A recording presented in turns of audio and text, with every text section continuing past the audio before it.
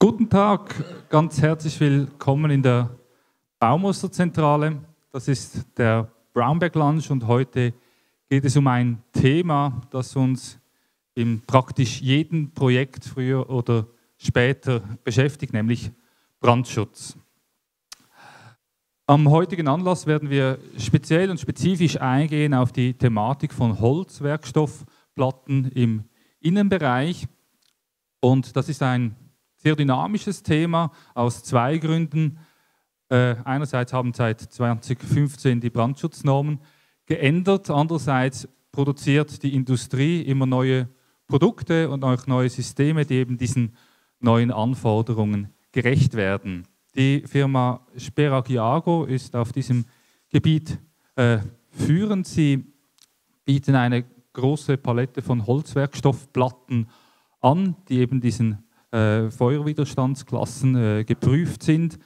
Auch Bauteile, geprüfte Bauteile haben sie erarbeitet zusammen mit der Lignum. Sie haben einen Katalog erarbeitet mit geprüften Bauteilen. Es hat auch einen Katalog mit Holzwerkstoffplatten und das sind nicht einfach irgendwelche Werbeheftchen, sondern das ist wirklich eine geballte Information. Herr Schwegler, der Geschäftsleiter von der Speragiago, wird Ihnen den Inhalt dieser Broschüren eben jetzt auch inhaltlich und auch physisch erklären, da mit diesen Mustern, die Sie hier schon auf dem Tisch ausgebreitet sehen. Ganz herzlich willkommen und vielen Dank, dass Sie gekommen sind.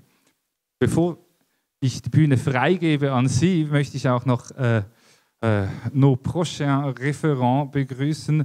C'est Geneviève Bonnard et Denise Weffray. Bienvenue à Zurich. Merci d'être venus tout le long du Valais. Geneviève Bonnard et Denise Weffray, ils ont fondé leur bureau d'architecture en 1990. Depuis, ils ont fait une longue carrière avec beaucoup de succès. Ils sont parmi les bureaux les plus célèbres ou fameux de la Suisse romande. Et ils ont pu réaliser et gagner plusieurs concours pour des bâtiments scolaires dont ils vont nous présenter deux projets. C'est le projet de l'école primaire de Salvan et l'école à Châteauneuf. Ces deux projets où il y avait une vaste utilisation de panneaux incombustibles. Et puis voilà, donc ils ont trouvé aussi avec l'entreprise Speragiago des solutions concernant aussi la protection de l'incendie du feu. Merci et puis voilà, maintenant ist es eine. Danke vielmals.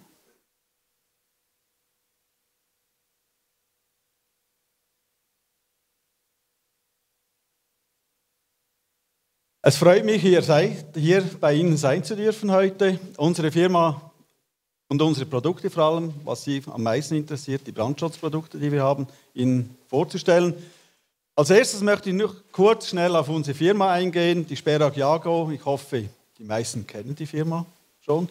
Wir sind Importeur von Holzwerkstoffen, von Spezialwerkstoffen, aber meistens um Holz und auch für WPC-Terrassen. Wir sind in der dritten Generation. Die Firma gibt es seit 1934. Eine recht große Zeit schon und wir sind immer von Anfang an bis heute eigentlich in diesem Metier, unser Stammmetier geblieben und haben uns mit diesen Produkten und mit verschiedensten Lieferanten, hauptsächlich europäischen Lieferanten, spezialisiert. So viel zur Firma und nun eigentlich zum Thema, das uns heute interessiert. Mit Holz gegen Feuer.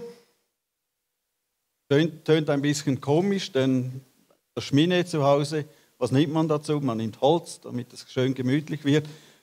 Aber es kann auch zu großen Feuern führen. Aber man kann mit Holz heute, mit den Technologien, mit diesen Produkten, die wir haben, kann man einen sehr effektiven Brandschutz erzeugen, der sogar weitergeht. Ich lehne mich ein bisschen aus dem Feuer weiter, als wenn man nur mit Beton arbeitet und so weiter. Und auch die Wohligkeit des Produktes. Wieso kamen wir eigentlich zu dem Thema Brandschutz? Unsere Platten, was bringt das uns? Das war nicht unbedingt der Auslöser die Brandschutznorm 2015, aber 2015 hat uns sicher dann nachher die Idee gebracht, ja halt, wir haben ja alle Produkte schon da. Es ist gerade für Architekten, Leute wie Sie, sind das Produkte, man kennt sie, aber man weiß nicht genau vielleicht, wie weit kann man sie einsetzen heute im Thema Brandschutz. Und von dem her haben wir dann gesagt, im Team, wir haben die Produkte, lass uns doch ein Sortiment aufbauen zusammen und auch das Konzept, wie kann ich diese Produkte einsetzen in der Praxis nachher. Ich habe das eigentlich in 2 Kapitel unterteilt. Das erste Kapitel sind Baustoffe. Was sind Baustoffe? Das sind genau diese Produkte, die Sie hier sehen. Das sind im Prinzip die Paneelen, die Platten, also die Stoffe, aber das wissen Sie ja sicher, sind die Stoffe, die ich brauche, um ein Gebäude oder ein was auch immer aufzubauen, um das entstehen zu lassen. Wir reden natürlich hauptsächlich hier dann in Holzplatten oder Holzplatten-ähnliche Produkte mit Zusatzelementen. Wie es Herr Baumberger schon gesagt hat, das haben wir alles zusammengefasst, unsere Produkte, die wir haben im Brandschutzbereich. Bitte nehmt diese Broschüre mit. Es ist kein Werbemittel, natürlich ist es auch ein Werbemittel, denn es sind ja unsere Produkte drin. Aber es ist auch sauber darin aufgeführt, welche Brandstoffklassen diese Produkte haben. Also wir reden da von RF1 nicht brennbar, RF2 minimal brennbar, RF3 brennbar. Und die sind hier sauber aufgelistet. Mit dem Thema, wir lassen nichts anbrennen. Ein Feuer ist schön, aber eben es darf nicht zu einem Großbrand werden. Hier, ich gehe da schnell durch, das sind im Prinzip der Prospekt, der Inhalt dieser Produkte. Hier sieht man dann auch eben, sind sie zertifiziert, RF1, RF2. Wir haben unsere Produkte auch mit den Reinigungen der kantonalen Brandschutzversicherungen zertifizieren lassen.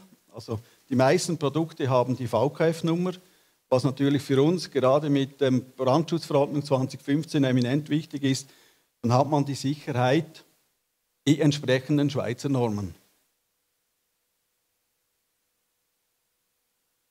Hier vorne haben wir dann mit verschiedenen von unseren Produkten haben wir Brandversuche gemacht. Das heißt, wir haben 3 Minuten mit einem Bunsenbrenner auf die verschiedenen Holzwerkstoffe das Feuer einwirken lassen. Und das sehen wir jetzt hier auf dem Video im Zeitraffer. Hier haben wir eine Platte eingesetzt, das ist die Okume Sperrholzplatte, also eine massiv Sperrholzplatte mit einem hochdichten Holz. Hat RF2 und man sieht schon, dass das nach 3 Minuten geht das da schon ziemlich deftig zu und her, was eigentlich mit dem Produkt passieren kann. 3 Minuten in dem Umfang, wie wir das hier jetzt haben, das entspricht etwa 30 Minuten in einem Zimmer, wo es brennt. Das muss man auch in die Relation setzen. Also es ist nicht so, dass es wirklich dann so schnell geht, aber es sind etwa 30 Minuten, entspricht etwa 30 Minuten einem Brand. Das haben wir mit verschiedenen Platten gemacht, um mal zu zeigen, wie das so aussieht nach diesen 3 Minuten. Das hier ist eine massive Platte aus Fichtenholz, entspricht den Brandschutznorm RF3. Da sieht man eigentlich schon sehr deutlich, was sich da abgewirkt hat. Geht auch ziemlich tief hinein. Die Platte ist 18 mm. Jawohl, das ist diese hier. Es geht schon etwa fast 5 bis 10 mm geht der Brand rein. Also nochmals etwa 3 Minuten und das wäre durchgebrannt. Was man auch sagen muss, bei jeder Platte, die wir gehabt haben, die Rücktemperatur nach diesen 3 Minuten bei der Brandstelle auf der Rückseite erreichten wir schon etwa 300 bis 400 Grad Celsius.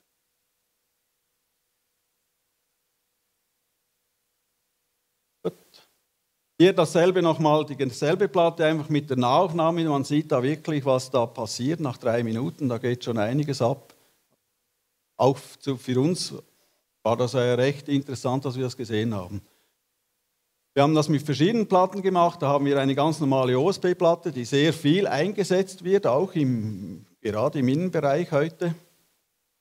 Die hat ein RF2, das sieht man auch, die Einwirkung ist nicht so stark, aber auch da, was aber hier markant war, ich kann das nicht auf dem Video zeigen, aber wenn Sie das wollen, kann ich Ihnen das mal zukommen lassen. Da war eine enorme Rauchentwicklung dabei auch. Hier jetzt die Platte, die wir gesehen haben im Video. Querholzplatte Okume, 18 mm dick.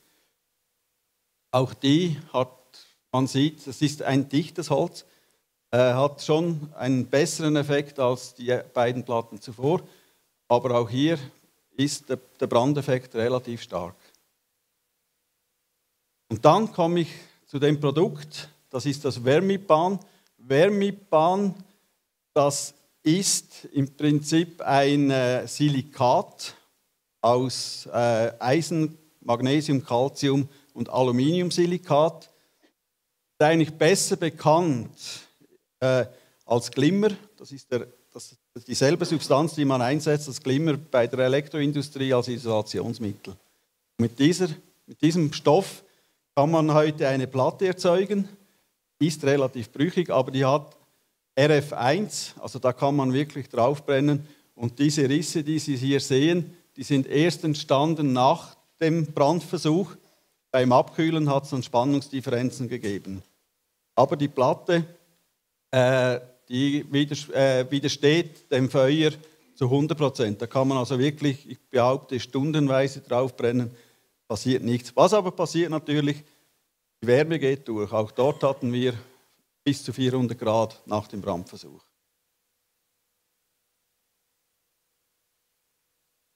Hier ist dasselbe und das ist jetzt eigentlich das Interessante für Sie in der Architektur. Man kann diese Platte nehmen und mit jedem Furnier eigentlich belegen. Und es behält immer noch RF1. Also die Gesetzgebung ist auch so, ich kann ein Furnier aufbringen auf eine solche Platte mit einer maximalen Dicke von 1,5 mm. Dann behält es weiterhin den Status RF1. Und das ist auch wirklich so, man sieht das hier, das hat das Furnier, das war relativ schnell weg, aber dann die Platte, die besteht und wir haben dann wirklich die optimale Brandschutzsicherheit mit einem solchen Produkt. All die Furniere wir haben sehr viele Furniere hier aufgelegt, schaut ihr euch an, es ist wirklich für architektonisch oder für Gestaltung, alles ist möglich. Man kann wirklich vom Kirschbaumholz über die Eiche, über Sägerau bis zu auch Laminaten, HPL-Beschichtungen kann man die einsetzen und man hat immer noch das RF1. Man sieht das hier jetzt nicht so gut, wie ich es eigentlich gehofft habe, aber hier sieht man es auch. Was auch wichtig ist, das ist bei unseren Produkten so, bei unserem Hersteller, die Verleimung, das sind diese Striche, das sind ganz feine Verleimungen. Und auch hier ist es wichtig, dass der Leim RF1 entspricht. Hier wird oftmals der Fehler gemacht, man kauft eine Gipsplatte oder eben eine Vermipanplatte und belegt die dann nachher mit dem wunderschönsten Furnier, trägt großflächig den Leim auf, der nicht RF1 ist, sondern wirklich leicht brennbar ist. Und das kann dann zu Problemen führen oder auch Rauchentwicklungen und so weiter. Hier sieht man einfach noch schön, wie es einfach das Furnier abbrennt und der Rest ist eigentlich stabil. Dasselbe haben wir dann auch in unserem Sortiment, das ist eigentlich dasselbe mit einer Gipsplatte. Auch die Gipsplatte genommen, die ist furniert mit einem Buchenfurnier, das sieht man hier vorne dann auch, hat denselben Effekt, es nimmt einfach das Furnier, brennt weg, aber die Gipsplatte, die bleibt uns stabil und gibt uns den optimalen Brandschutz nachher. Der Unterschied zwischen diesen beiden Platten ist, Gips ist relativ schwer, Vermipan ist wesentlich leichter und auch viel angenehmer beim Verbauen nachher. Dann komme ich eigentlich schon zum zweiten Kapitel. Die Bauteile. Bauteile, die sehen wir dort hinten dann. Ich bringe das auch auf Bildern. Das sind eigentlich Elemente, die man herstellen kann, um den optimalen Brandschutz zu erreichen. Sei das ein Wandelement, Bodenelement, Deckenelement, da gibt es unterschiedliche Eigenschaften, die notwendig sind. Das sind die Elemente, die da hinten sind. Ich gehe ins Detail nachher rein. Sieht das so aus. Und bei diesen ist es wichtig, ROI ist ein Begriff. R ist die Tragfähigkeit, wie lange kann das Element einen Brand ertragen, oder das Gewicht bei einem Brand ertragen, bis es zum Einsturz kommt. E ist der Raumabschluss. Hier reichen sehr oft ein gutes Sperrholz oder eine massive Platte, um etwas zu erreichen, eine gewisse Zeit, damit der Brand nicht durch die Platte sich durchfrisst. Das ist die Resistance. Und I ist die Wärmedämmung, die Isolation, wie ich Ihnen gesagt habe. Beim Brand, bei den Versuchen, die Platten hinten dran, die hatten relativ schnell 300-400 Grad. Das kann dann natürlich auch kritisch werden, wenn ich nur die Platte habe. Hinten dran im nächsten Raum habe ich irgendetwas, das leicht entflammbar ist oder ein Teppich und so, dass dann der Brand ohne direkte Brandeinwirkung sich trotzdem auf den Nebenraum sich ausbreiten kann.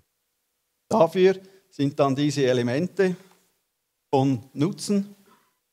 Hier sind noch die verschiedenen Ausdrücke, ROI 60, das heißt eben Stabilität von oben, Durchbrennung und auch Isolation. Wenn das verlangt ist, dann heißt es 60 Minuten muss das widerstehen bei allen 3 Funktionen. Der RF1 heißt im Prinzip, das muss mit RF1-Produkten hergestellt werden. Das wird von der Brandschutznorm ist das eigentlich sauber dargestellt, wann, was, wo gemacht wird.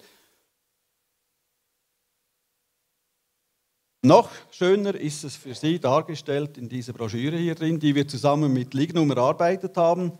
Hier sind eigentlich alle gängigen Holzwerkstoffe oder Stoffe, die gebraucht werden, um solche Elemente zu bauen. Also sind nicht nur unsere Produkte drin, aufgezeigt. Man weiß genau, wann, wo ich was einsetzen kann. Beispiel hier, das ist ein Element für eine Wand. EI30, also Durchbrennung und Isolation, das 30 Minuten einem Vollbrand widerstehen kann. Und hier haben wir einfach, braucht es im Prinzip eine solche Wärmebandplatte, Innenleben Steinwolle, ca. 15 cm, und das reicht uns schon, um dies zu erreichen. Und man sieht auch hier, man denkt, das ist eine Holzplatte, aber im Prinzip eine Brandschutzplatte, die man da einsetzt. Dasselbe bei einer Widerstandsdauer von 60 Minuten. Hier brauche ich mehr. Ich habe hier die Brandschutzplatte außen und innen noch eine Okume-Sperrholzplatte. Okume, die bewirkt mir auch eine stärkere Isolation, damit die Temperatur nicht so schnell durch das Element durchgeht. Und wenn ich das so im Aufbau von oben sehe, sieht man hier die Außenplatte, die Okume-Platte, die einen isolierenden Effekt hat, mit der Steinwolle, die natürlich isolierend ist, auch beim Brand, nicht nur gegen Kälte. Und mit dem System hier erreiche ich 60 Minuten Widerstand bei einem Vollbrand. Dasselbe gibt es auch noch in einer aufgehängten Version, die ist auch da hinten dran. Denn vielfach ist ja dann die Gefahr, man will die Platte irgendwie montieren, man nimmt eine Schraube, schraubt die durch. Metall hat relativ eine leichte, also hohe Leitfähigkeit von Wärme und es macht mir eigentlich das ganze System, zerstört es so, wie es eigentlich da ist. Und da gibt es, das sieht man hier nicht so gut, aber man sieht es dann am Element, schaut es euch an, gibt es Elemente, die man hinten anschrauben kann und dann das automatisch aufklicken kann. Somit ist das eigentlich verdeckt hier hinten und man hat keine Metall oder Nägel oder und so weiter im Element drin.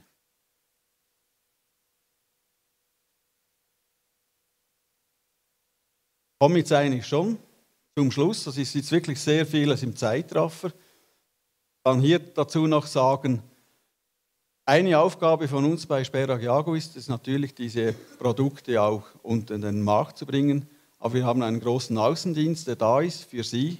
Wenn Fragen sind beim Brandschutz und so weiter, kontaktieren Sie uns und wir können Ihnen mit diesen Broschüren und alles weiterhelfen, was für Sie die optimale Lösung ist.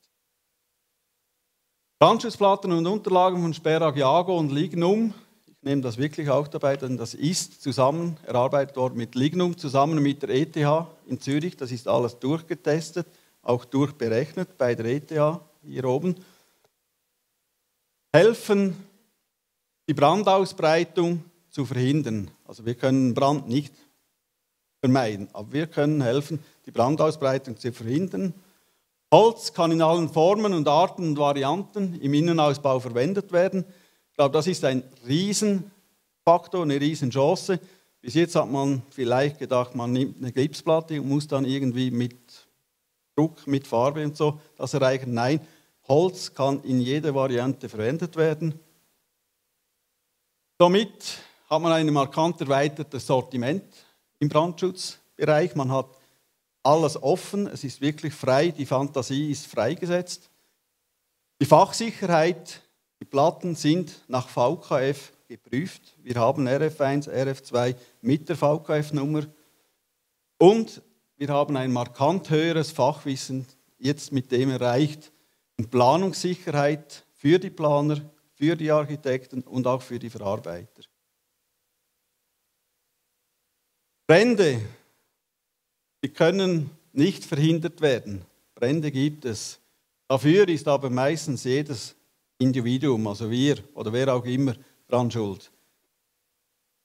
Durch den Einsatz von hochwertigen Materialien, sei das von wem auch immer, kann jedoch jeder Einzelne helfen, Katastrophen zu verhindern. Und Katastrophen wollen wir nicht. Dem kann ich sagen, das war der Feuerwehrkommandant von meinem Dorf. Der hat wirklich nachher auch gesagt, mein Gott, das wäre schön, wenn die Leute das wissen. Das bringt wirklich was. Wir können große Katastrophen damit miteinander verhindern. Ich bedanke mich für Ihre Aufmerksamkeit.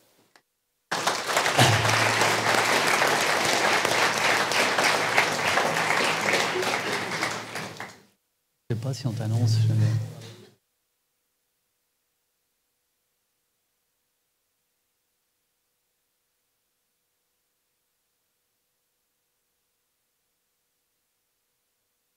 Bonjour, merci d'être si nombreux pour cette leçon de français. Effectivement, ni Denis ni moi-même ne parlons suffisamment bien l'allemand. On n'a pas eu le temps de parfaire depuis qu'on est à l'école. Il y a déjà quelques années qu'on a quitté l'école. Donc on a dit oui, on vient, mais ça sera en français. Alors heureusement, il y aura des images pour vous aider à présenter, enfin à comprendre et à nous à présenter ces deux écoles. Effectivement, on va vous présenter deux écoles qui sont construites les deux en Valais. Les deux sont issues de concours d'architecture qui se sont déroulés, j'ai vu la date aujourd'hui, j'étais surprise que c'était déjà si longtemps, en 2012. Et puis ces deux constructions qui se sont faites de manière très linéaire et nous les avons achevées en 2015. Les élèves sont entrés en août 2015. La première école, c'est l'école de Salvan.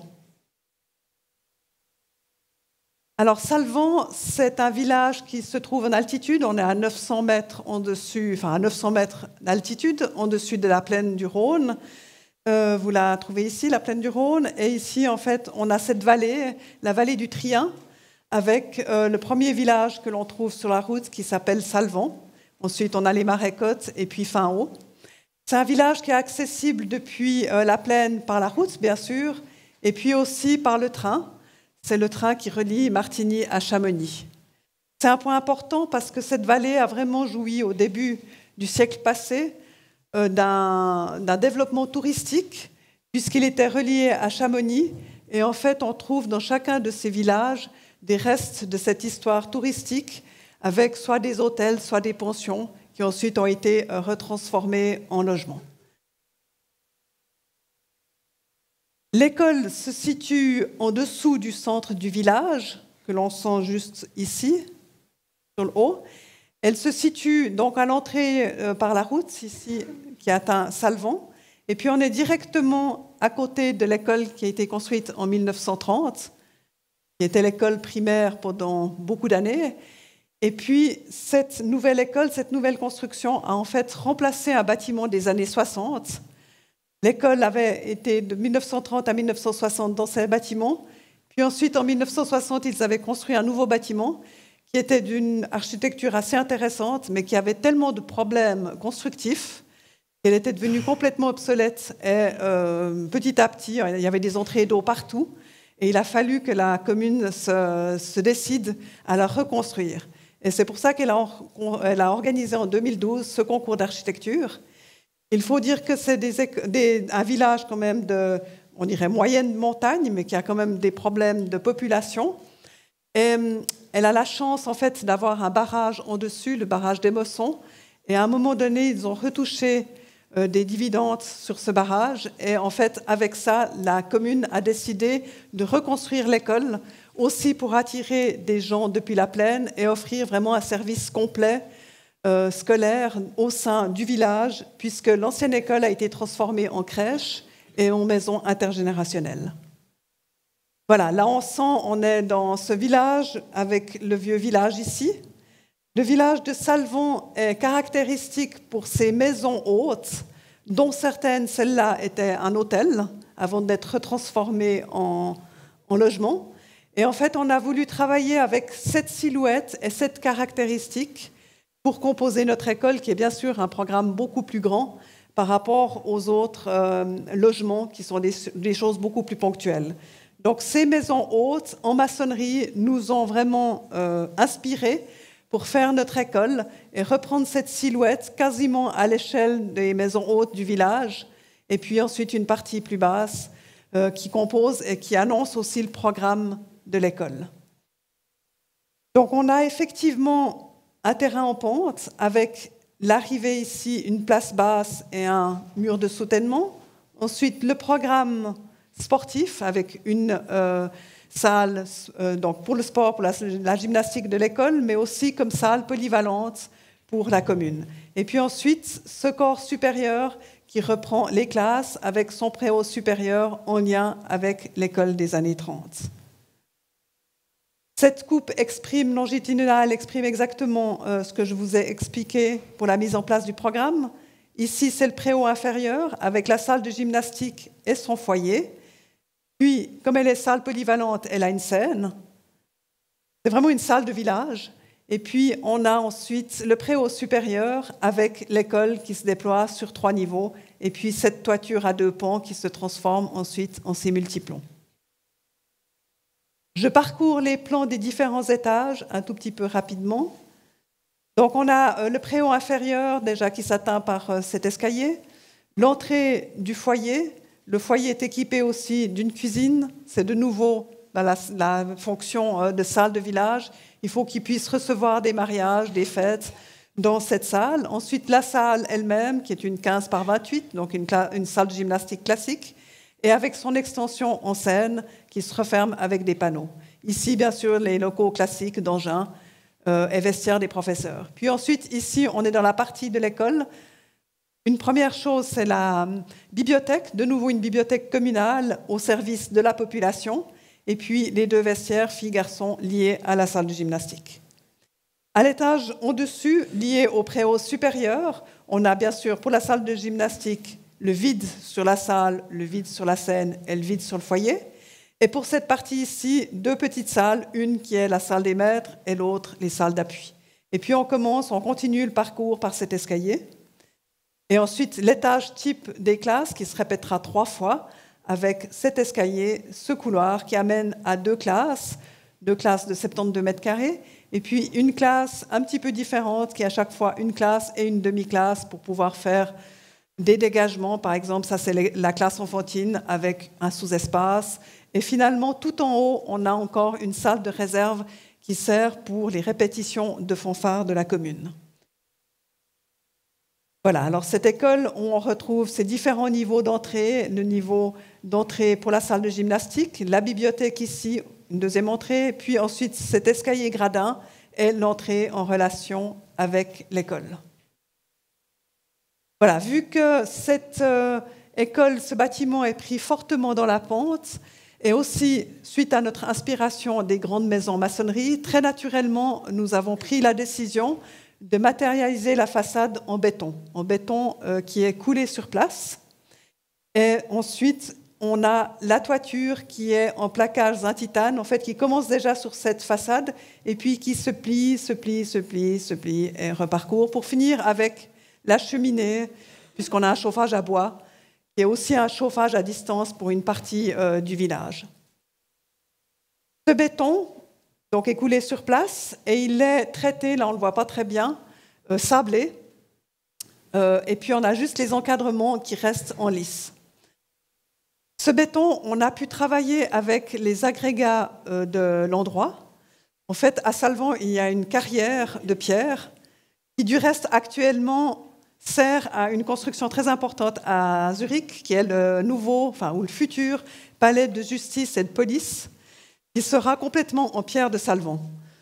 En fait, on va le retrouver. Et cette carrière a été longtemps exploitée, puis tout d'un coup, elle s'est arrêtée, et puis du reste, elle a pu être reprise pour une place à Martigny. On a pu en utiliser dans l'école, et puis maintenant, elle est fortement exploitée pour ce bâtiment. Elle est verte. Quand elle est polie, c'est un vert qui est très affirmé, et puis quand elle est sablée, elle reste un gris-vert. Donc, bien sûr, elle est entrée dans la composition du béton. Elle n'a pas pu être utilisée uniquement, mais avec le sablage, on retrouve un tout petit peu ce ton vert. Et toutes les menuiseries en aluminium sont traitées en anodisé bronze. Là, on voit justement le jeu du sablage qui redonne un peu cette matière, et puis les encadrements qui sont restés lisses, les menuiseries en aluminium bronze et les stores toiles qui ont aussi un peu un ton bronze. Donc, en prenant cette décision de faire une école en béton apparent sur l'extérieur, bien sûr, c'est une isolation intérieure et une finition intérieure qui est avec un revêtement intérieur. Se posait bien sûr la question des coupures thermiques. Toutes les dalles, donc toute la salle, là en fait la salle de gym, on a quasiment un grand vide, donc pas de problème. Pour la partie de l'école, eh bien les dalles sont fixées, sont reliées au mur porteur par des systèmes de goujons. On coupe cette fois-ci, bien sûr, le mur porteur qui a une épaisseur grande parce qu'on a dû le couler en grande hauteur. On a 30 cm. La partie pour le store, et puis la couche chaude, la fenêtre qui se pose dans la couche d'isolation, et puis cette finition à l'intérieur. Pour la finition, nous voulions avoir une ambiance quand même d'école à la montagne, et on a très vite décidé de travailler avec des panneaux plaqués en arole. Arole, pourquoi ? Parce qu'en fait, on le trouve dans les forêts alentours du Valais, on le trouve aussi, peut-être encore surtout plus, dans les grisons, mais c'est un bois qui a une couleur très chaude. C'est un bois qui est vivant, il a tous ses nœuds, et c'est un bois qui sent très bon. En fait, on entre dans l'école, on sent tout de suite que c'est de l'arole, même 5 ans après. Il paraît qu'il prolonge la vie, alors ça, on ne sait pas exactement encore, mais c'est possible. Par contre, il est assez tendre. Donc, on s'est dit que les enfants, quand on allait bouger dans cette école, il allait être plein de blessures. Donc, on a pris la décision de faire tout le bas des classes lié à la hauteur des meubles avec un panneau plaqué d'une feuille d'aluminium. Donc on retrouve comme ça les menuiseries en aluminium bronze et puis cette hauteur ici de ces panneaux plaqués bronze qui ensuite sont utilisés aussi pour tous les meubles. Donc on a comme une espèce d'horizontalité et on sait que c'est là qu'on va forcément taper, soit quand on nettoie, soit quand on se déplace dans ces classes. Et puis, le même panneau d'arole est utilisé en plafond, il est micro-perforé pour les questions d'acoustique. Et cette micro-perforation fait qu'on ne la voit quasiment pas. Et là, on a décidé de suspendre les luminaires.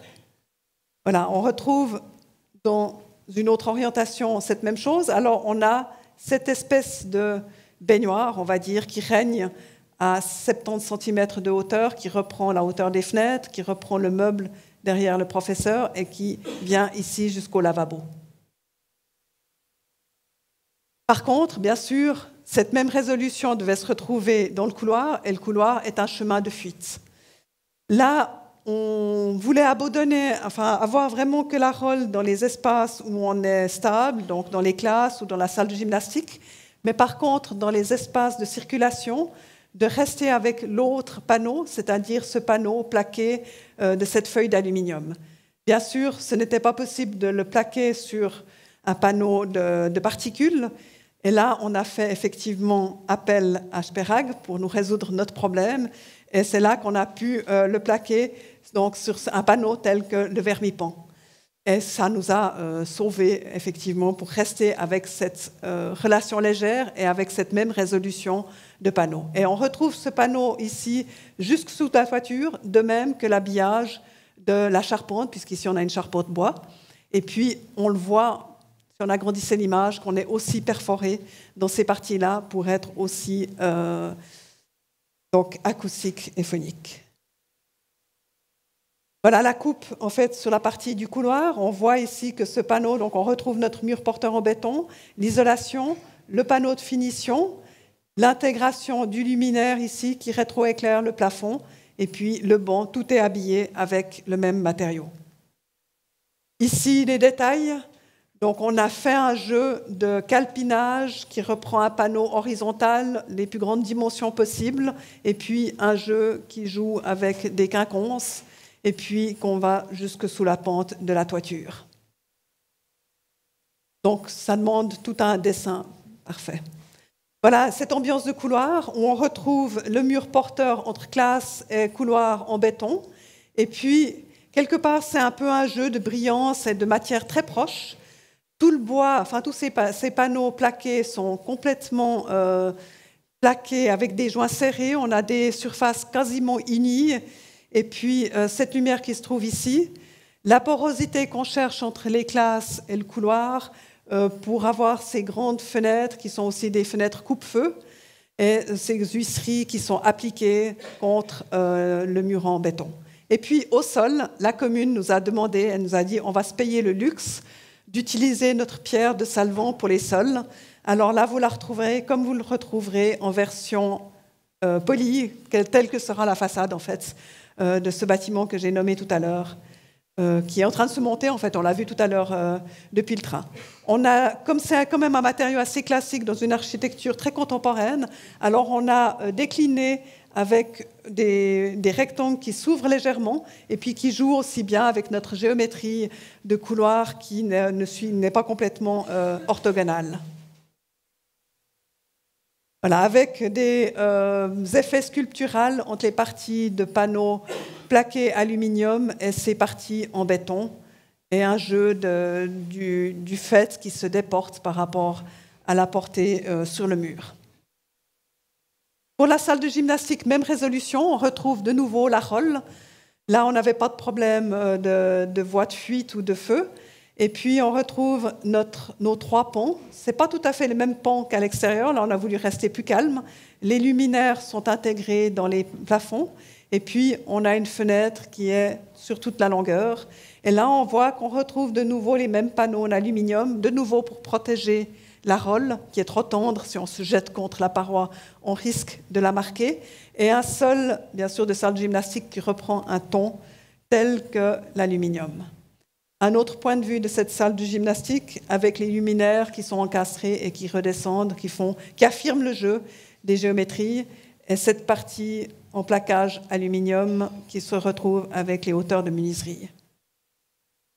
La partie du foyer d'entrée, avec toujours ces mêmes résolutions, et puis quelque part on oublie complètement qu'est-ce que l'on a derrière, est-ce que c'est des panneaux de particules ou bien justement de ce type de panneaux ignifuges. Finalement, le foyer supérieur, avec toutes ces fonctions qui sont plus liées à la vie du village, de la communauté. De nouveau, tout est dessiné. Voilà, cette image finale du bâtiment allumé en fin de journée. Et je passe la parole à Denis pour vous présenter la seconde école. Merci.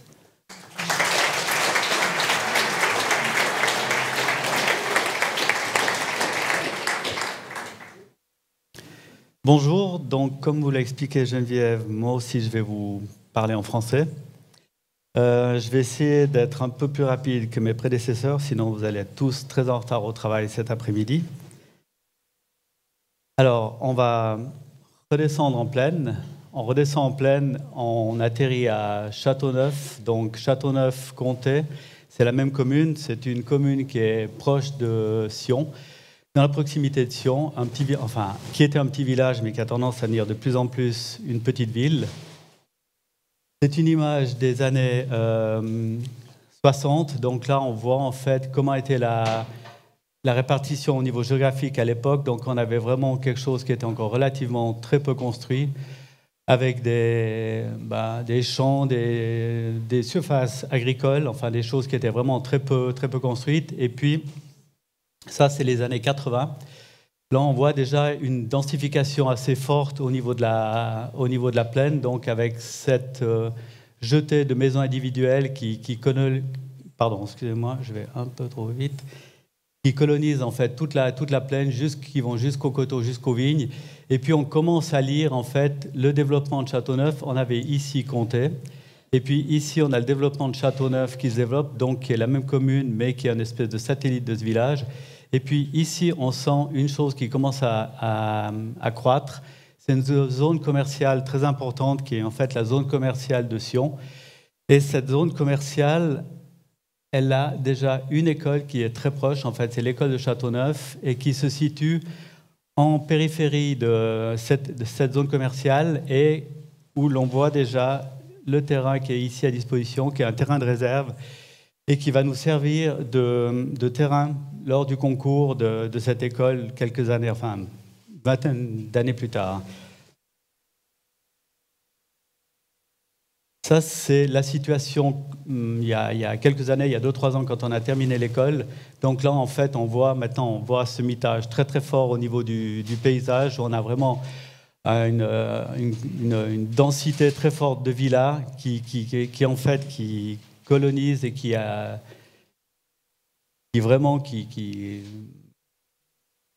comment dire, j'allais dire tartiner, ça ne serait pas très bien vu, mais enfin... C'est extrêmement dense au niveau de la villa. Il y a quelques bâtiments locatifs, mais relativement peu. Et puis, ce qu'on lit surtout, en fait, c'est cette couture de cette urbanisation des deux villages, mais c'est surtout cette espèce de très forte zone commerciale qui a complètement poussé et qui a pris une très grande importance. Et cette zone commerciale, petit à petit, elle a englobé l'école existante qui était ici. Et on se retrouve avec notre école, en fait, qui est complètement englobée dans cette zone commerciale. Je vais vous donner un petit aperçu de qu'est-ce qu'est... Enfin, peut-être juste encore quelques mots au niveau de l'implantation. Donc, ce que l'on a décidé lors du concours, au niveau de l'implantation et de la conception même de notre bâtiment, c'est de travailler avec un bâtiment qui est extrêmement compact, extrêmement dense, qui est économe en terrain et qui se positionne près de l'école existante. Donc qui vient vraiment pratiquement être aimanté par l'école ancienne, et puis ensuite proche de la rue, qui nous permet de dégager encore une grande zone verte qui va rester comme comme un parc, en fait, une zone de réserve pour la commune. La commune avait l'idée déjà lors du concours de créer un parc public, et avec cette solution-là, on a pu donner vraiment un maximum de surface restante avec cette grande concentration au niveau de l'école. Alors maintenant, peut-être vous montrer à peu près dans quel cadre, dans quel contexte on a travaillé au niveau de ce concours, au niveau de cette école, la construction de cette école. Donc c'est rien d'exceptionnel, c'est ce que vous connaissez à peu près dans toutes les périphéries avec ces zones commerciales. Donc ce conglomérat de gros bâtiments informes, plutôt moches, donc avec des façades vraiment relativement peu étudiées, des grandes zones qui sont sèches, qui sont dures, avec des zones de parking, enfin rien d'exceptionnel, ce que l'on connaît réellement, mais qui est quand même extrêmement perturbant au moment où vous devez implanter une école dans un lieu aussi que l'on sentait, nous, en tant qu'architectes, comme hostile. C'est vraiment loin de l'image bucolique que l'on imagine pour poser une école dans quelque chose de très calme, de très doux. Donc, étant donné cette situation et ce contexte, nous avons décidé de réagir de façon relativement forte, avec une forme forte au niveau de cette école, donc un bâtiment relativement fermé, avec très peu d'ouvertures, enfin des ouvertures, mais ces ouvertures, elles sont relativement cachées, abstraites, posées à ras la façade, ou bien en retrait dans la couche qui est créée par la coursive périphérique. Donc ce qui donne en fait un bâtiment qui a assez, je dirais, mystérieux. On ne sait pas trop en fait de quoi il s'agit. On pourrait l'assimiler presque à la zone commerciale, mais on le lit quand même très différent.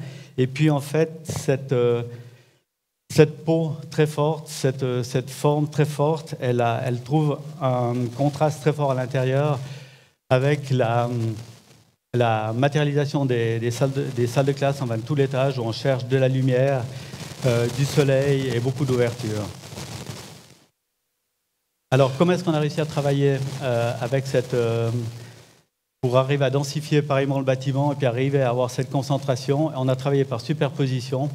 Donc, on se trouve tout d'abord au niveau -1 avec la salle de gym. Donc, la salle de gym qui est enterrée d'environ 4 mètres, donc un bon étage.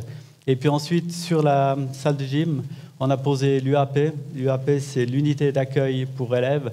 Donc, c'est où les élèves peuvent se rendre avant l'école ou après l'école ou à midi. Et puis ensuite, on a posé le plateau des salles de classe, donc avec les salles de classe et puis tous les services liés à l'école. Et enfin, pour finir, la grande toiture qui recouvre en fait toute la surface du bâtiment et puis qui recrée, en fait, qui termine le volume au niveau de sa surface pour avoir vraiment cette forme très forte. Et tous les accès sont orientés depuis le préau. Donc on a tout d'abord l'accès à l'école, ici, l'accès à la salle de sport et l'accès à l'UAP. Donc tous les accès sont groupés sur la partie de ce préau.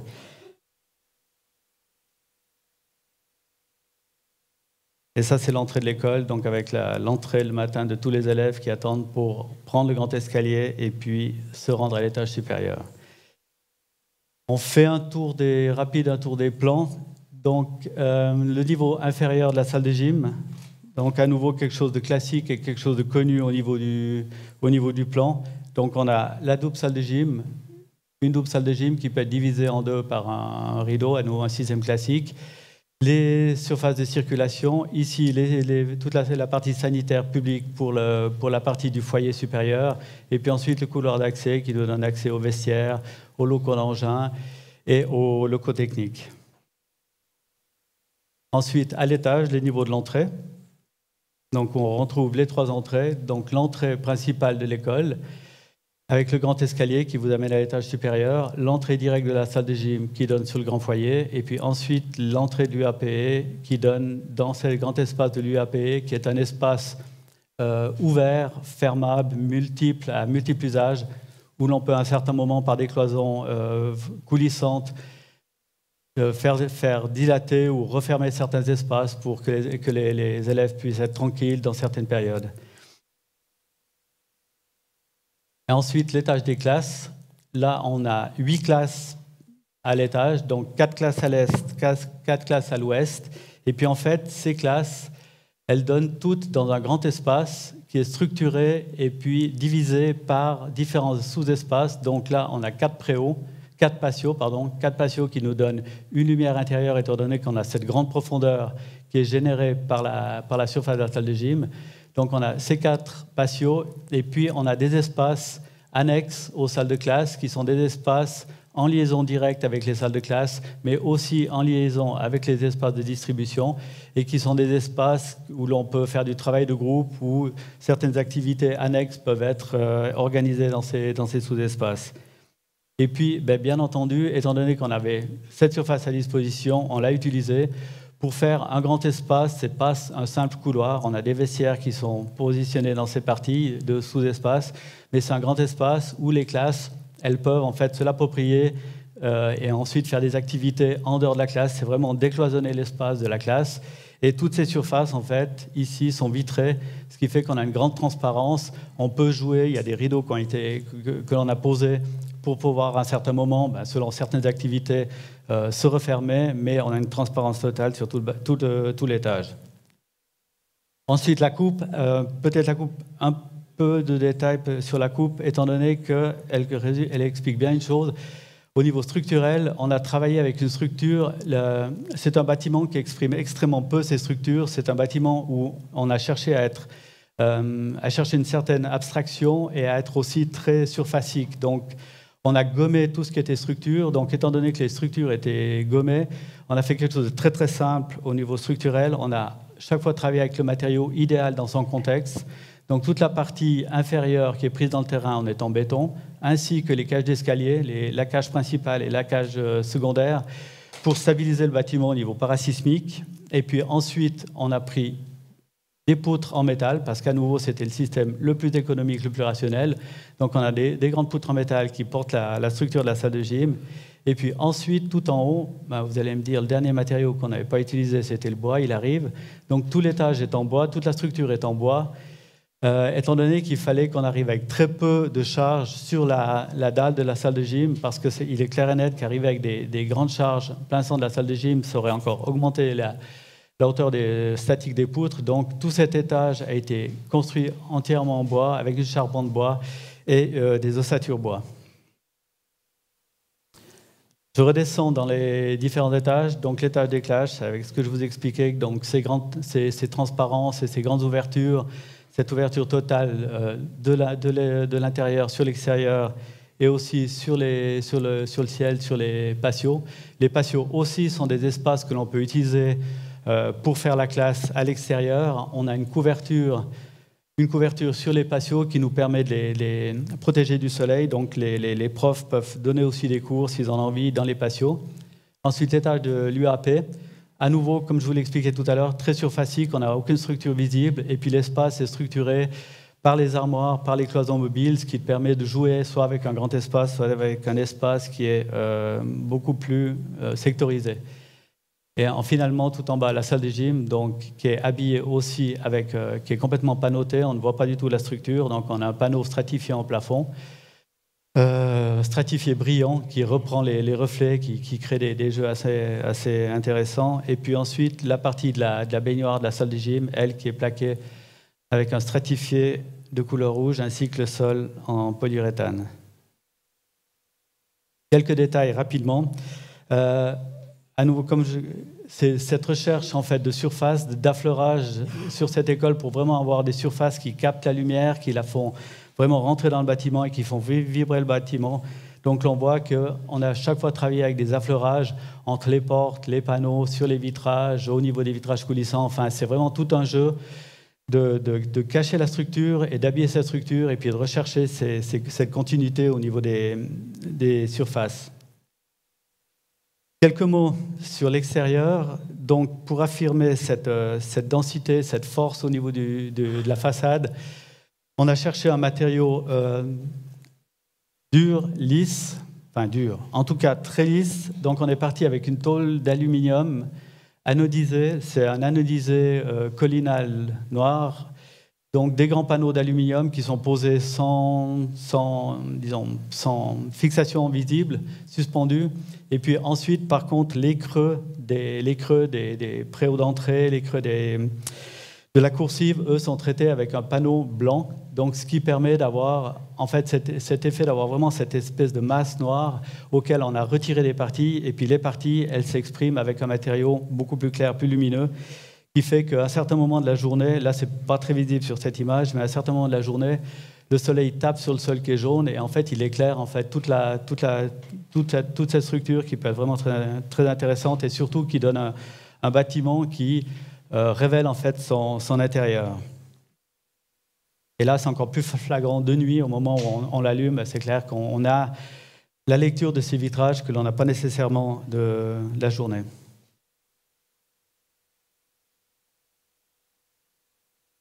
Donc ça, c'est la coursive où tous les espaces donnent sur cette coursive. La cage d'escalier, je finis rapidement. La cage d'escalier, tout en béton, donc qui assure ce côté parasismique de la construction. La salle de gym, avec ses rapports où on voit bien ce qu'on a recherché au niveau de faire vraiment rentrer la lumière à l'intérieur du bâtiment. Et puis aussi, l'encaissé de cette salle de gym fait que quand vous êtes dans la salle de gym, on a une vision qui passe par-dessus, qui passe sur le coteau, sur les montagnes, et qui passe par-dessus le centre commercial qui est juste voisin. Les vestiaires, avec à nouveau tout le temps les mêmes traitements, c'est vraiment une continuité, et aussi avec ces panneaux acoustiques en plafond, donc perforés pour des raisons acoustiques. La partie de l'UAP, on a recherché ce contact avec le jardin, le parc.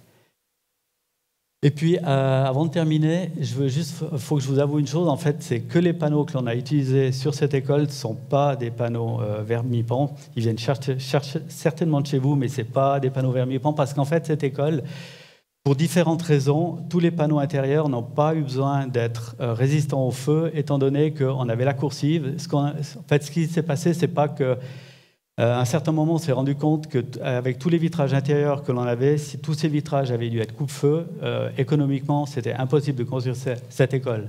Donc, on a dû chercher une solution différente. Et le concept qui a été mis en place, c'est de travailler vraiment avec cette coursive, de pouvoir s'échapper directement au niveau des salles de classe, puis ensuite prendre les escaliers, ce qui nous a permis d'éviter d'avoir, au niveau des vitrages, c'est des vitrages simples, donc d'avoir tous ces surcoûts provoqués par les vitrages coupe-feu. Et je termine avec une image de la salle de classe, qui est en fait l'élément certainement le plus important, la salle de classe où on enseigne, qui est la continuité, forcément, étant donné que c'est un grand plateau, avec exactement les mêmes traitements que le reste, avec l'intégration complète au niveau des armoires et au niveau du plafond. Voilà, j'en ai terminé. Merci.